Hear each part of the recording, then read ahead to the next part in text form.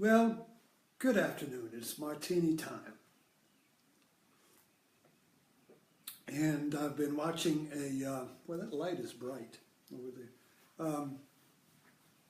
I've been watching our Midsomer Mysteries, which I do in the afternoon. And I always get insight when I watch these. And because there's a formula to mysteries. And if you can get an idea of the formula, all mysteries of life fit into it. And I'm interested in solving the mystery of life. And so you have to find the insight wherever you can. So the mystery, I just realized while I was watching this one, is a conflict between two unities or orders. You have the criminal, the murderer, who wants to restore order to her or his world through murdering somebody or whatever. And you have the detective who wants to restore order to the objective world or society. So the criminal's world is subjective, and they have some grievance, some injury, some wound, and they always say at the end, I had no choice but to kill him. What else could I do? You see, that's the British mystery time, you know. I had no choice. and they're quite happy with that. And they go willingly off to prison. I had no choice. But the point is that what they want to do is restore order to their world. But in doing so, they destroy the order of the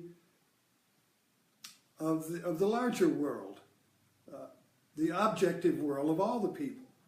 So it's a subjective versus objective conflict here. My world versus my personal world needs to be restored through this crime, which I have no choice to do, you see. And the detective's role is to restore order to the social world. You know, so there's it's a subjective and objective conflict. And the criminal in these mysteries always gets in a double bind where there's lose-lose. So the only way, they're in a conflict with somebody who did them wrong or something, and the only way out of this conflict is to remove the other person. It's like two tomcats, and the only way for the order to be restored, so there's only one tomcat, is to remove the other tomcat. This is not a creative solution. Now the detective restores order through a creative solution.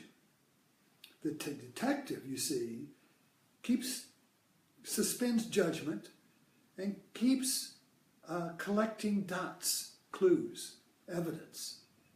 And at some point in the mystery, the detective is in a lose-lose situation too. The detective, they can't figure it out, this or that. Is this true? Is that true? I don't know. It's ambiguous. And so they've got this problem with trying to solve ambiguity. And at some point, something, at least in the Midsomer Mysteries, at some point, something insignificant happens and the detective goes, aha.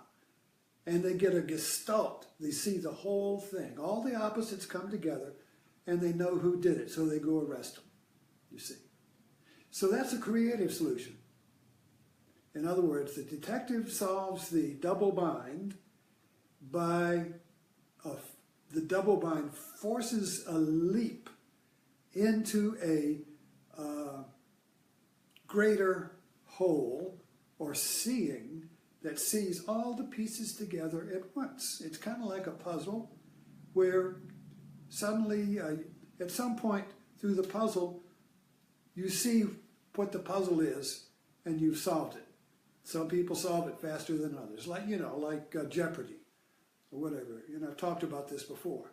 But the puzzle, the pain of the ambiguity, which is this is that, this is this, which is it? I don't know.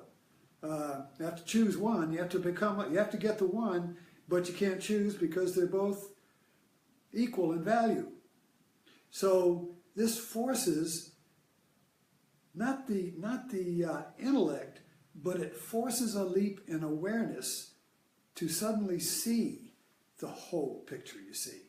Now the criminal doesn't do that. The criminal does not take the creative solution to the double bind of the incompatible opposites. The criminal takes the violent path and eliminates one half of the competition. It's kind of like you're in a tennis match and you're equally matched, and so you pull out a gun and shoot the other one. You see, that's the violent solution. So I found this interesting, where you had these two. It's a evolution of two ways of dealing with a double bind: the violent one and the creative one. And of course, we like the creative one because that resolves the mystery for us and for the show, you know. But these are metaphors that reflect our own dilemma.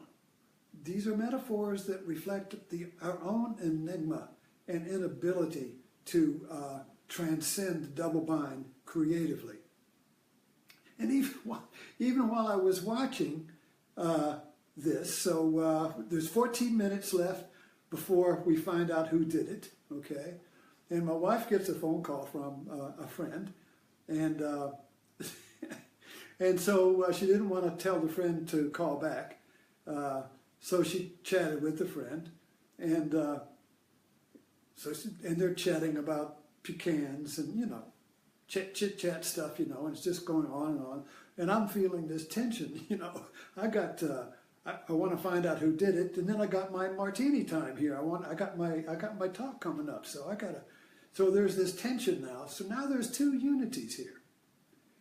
All right, so there's my unity, which is my plan. I wanted to find out who did it, and I want to get to my talk. And my wife's unity, or her reality, which was, I just told this friend of mine yesterday when they called, that to call back later, and she didn't want to tell the friend again to call back later. So she chit-chat with the friend, you see. And so there was tension. You see. And I'm sitting there, and I'm curious about this tension. These are two. Where is the unity when you have two conflicting realities here? Two conflicting worlds. She wanted to talk to the friend. I wanted to find out who did it and get on to my talk. You see, two conflicting worlds. This is marriage. Okay. Where do you find unity? Mine or hers? Do I tell her, well, you get off the phone, we got to get this, you see. And then, of course, she reacts, you see, because she wants her unity and I want mine, you know, boom, boom, boom, you see. Very common. This is everyday stuff, you see. Where is unity here? Well, the unity is, now this is where I turn to Zen. The unity is just this moment. If you just relax and just notice the tension of the two tomcats here, each wanting their reality, if you just notice that with curiosity and accept it as a feeling, you drop into just this. And just this is always just this present moment, and this moment is always okay. What makes it not okay is when I want this moment to be different. So I've got this, so from my view, the moment, I split the moment into, it's just this, and just this includes her talking to the phone, to her friend, but I had an expectation on the moment, future. I wanted the moment to be different. I wanted to go ahead and finish watching the show and get to my talk. Okay, so her reality was preventing my desire to come forth. So there was a conflict now between what is and what should be.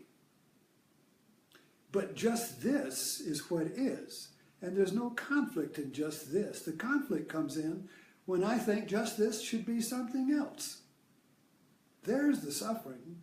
When I think we should not be sitting here talking to your friend, we should be looking at the, getting on with the show, getting on with the thing.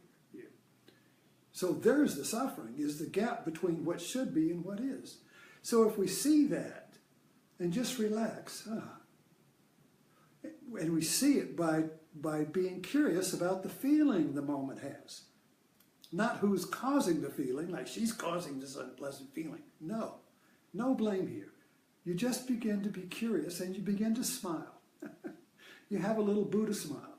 And you smile through the tension. You smile through the irritation.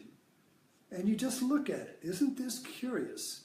And the smile and the looking is just this, just now. And in just now, just this, there is no split world. There is no lose-lose. There is only win-win when you are just this. Because just this is not divided into this and that. There is no this and that in just this. Just this is one taste. Just this, you see. So right there was I was watching the mystery, and a little mystery came up right while I was watching it between the two worlds of husband and wife and a conflict. And the resolution was in accepting the feeling, the tension of the conflict as being just this. And by accepting it, being curious about it, finding it interesting, finding it amusing, smiling through it, you see. And that is restoring order. That's what the detective does. There is a conflict between this and that. He doesn't know what's going on. And he gets an insight that restores order and puts all the pieces back together. So I just experienced that. So I was kind of like in that particular, we were watching a movie, and then suddenly the phone rings, I turn the movie on pause, and we divide into two different realities that are in conflict. My reality, my desire, her desire, it's going around and around, you see. So the detective comes in, sees them both together as one, and goes, justice is restored, unity is restored, you see. And I got a good talk out of it. At least I think it did. I got something to share with you. So I'll see you in the morning at Zen Live. Let me turn that off here.